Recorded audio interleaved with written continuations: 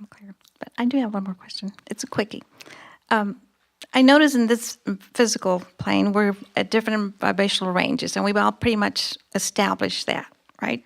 But my question is, in the non-physical, so I understand what happens in the physical, but in the non-physical, is everybody just vibrating at the same rate? Well, there is a vibrational variance in non-physical, but it would be not discernible from your physical vantage point. Okay, so because when the fine-tuning of it is so well, because supreme. it seemed to me like you see very, very young children already at different vibrations. So I was thinking... Well, they're responding to their environments in different ways. In different ways. But that's what I'm asking. What is it within, like, my family that I found you and then my sisters didn't, even though we were all brought up in the same family and economic and ethnic environment? Well, we would we're say very that different. The circumstances of your life experience caused you to launch rockets of desires, and the circumstances of your environment caused you to allow those rockets of desires to be satisfied. In other words, wouldn't you say that your lives are different in many ways, not just that way? Oh, we're very, very, very different. And that's what I don't understand. Like, well, we came in already Everyone at came different... intending to feel good, but you're right, and here's what we would assign it to. We would say that different people, for whatever reason and through trial and error, have come to different degrees of willingness to endure discomfort. In other words, if you are surrounded by others who are wanting you to behave in a way that will make them feel better. So they offer very specific criteria. And it is important to you that they appreciate or approve of you. Then you are probably someone that's going to learn to jump through those hoops. And as long as they maintain a consistent expectation, and as long as you are able to consistently please them, then sometimes you lose your own sense of your own vibrational nature by opting to guide yourself by the way it pleases someone else. This is a very common thing. A lot of people do that, you see. Yeah, but I still don't understand, what is it within me that I was able to venture outside the norm, outside what we were brought up with. And I had the courage, or I call it courage, to branch out and reach out, like for you, and they're still in that fearful, we might go to hell when we die idea. Even here today, you raised your hand, you expected to be called on because you always are. You take way more than your fair share of time. We're just playing with you about that because you continue to ask a question even though we give you brilliant, brilliant answers. And what would you say is at the heart of that? Just isolate that right Desire. now. I want to know. Yeah. I want to understand this. I want to make my life work. Yes. You are a teacher to the very core of your being, and you cannot teach what you do not know. And you came into this physical experience, knowing all of this, knowing that life is supposed to be good. You know it at every level of your being, and you are determined at all of these levels, even unconscious levels, to find your way there. But didn't we all come in with that same idea? Yes, but some of you come with greater intensity.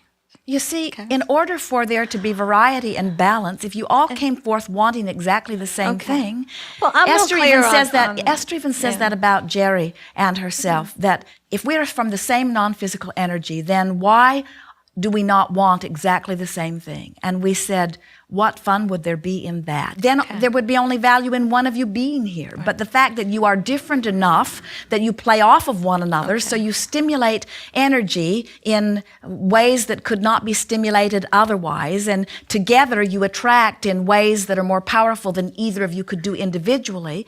And so that's the way you are with your families. That's the way you are with everyone. Everyone who you are sharing this planet with is actually your twin flame, in essence, because you all come forth from the same non-physical energy stream. And you said, let's go forth and mix it up and be different enough that we stimulate one another to clarity about what we want, and let's use our guidance system, our guidance that comes forth from within in the form of emotions, to know where we stand. We know there are a lot of people that are not in this moment in a state of joy. but there are a lot of people who are in this moment in a state of joy. There are a lot of people right now who are sick, but there are far, far more who are well. There are people today that are confused. There are far more that have clarity of thought. If you could step back and if you could furthermore see all the generations that have gone before, you would understand as we do that life is very good here on this planet. And that as you make a decision to find vibrational alignment with that which is good, you will reflect that in your own personal experience. And sometimes people say, but Abraham, it seems wrong, knowing what you know, knowing what Source knows, that anybody should be subjected to anything other than a blissful experience. And we say, there is either free will or there is not. You are either the creator of your own reality or you are not. Not one of you wanted anyone else to create your reality when you came forth. Every one of you knew that you are the creator of your own reality. And so here you are doing just that. We all make too much of all of this. Life is supposed to be fun. And you are worthy beings. And good things are supposed to flow to you and do. And you are the director of the way in which the good things flow. It's not your job to cure your body. Your body takes care of itself. It's not your job to become worthy. You were born worthy and remain worthy. It's not your job to fix a broken world. The world is not broken. It's not your job to find the downtrodden and bring them to a place of alignment because they have access to the same source energy, you see. So when you understand that they have access to the same source energy, and you look at them not as broken, but temporarily out of whack with who they really are, you do them a favor because you hold them in vibrational alignment with what they really know at some deep level and what Source absolutely knows, you see. And then you just teach to the clarity of your example. You just thrive, and you just speak to anyone who wants to hear it. And you don't try to answer questions that aren't being asked. You don't try to cram this or anything down anybody's throat. You don't try to save them. They don't need saved. In other words, they're all doing just fine. You just teach to the clarity of your example. And those who get ready for you, find you see. And those who aren't ready, are finding whatever they are ready for, and that's right too, okay. You see. Yeah. We don't want to imply for a moment that this is the right place and all of those others are wrong places. This is just a place that resonates for now with who you are. It may not be the place that you always remain, but as long as it is a place that brings you joy, then it is a good choice for now, you see. There are a lot of people who will go to church tomorrow who have sincere desire to be of value and to be uplifters and to be good and to be worthy, and who believe that the church that they go to is the door to that, and so they are in alignment. They are in the right place, you see. There are people who would never go to a church, who believe that they do not need a church to give them access to source energy, who believe that they are good, who want to be good, who feel good as they're out in nature. They're in the perfect place, you see. There's no right or wrong in any of this. You didn't come forth to do it one way. You came forth to do it a lot of different ways. And you can tell by the way you feel whether the way you are choosing in this moment is in alignment with who you really are or not. We would like you to understand that you could go tomorrow to any church, and knowing what you know, knowing what you've learned here today, you could find vibrational alignment with it, and it could be a good experience for you.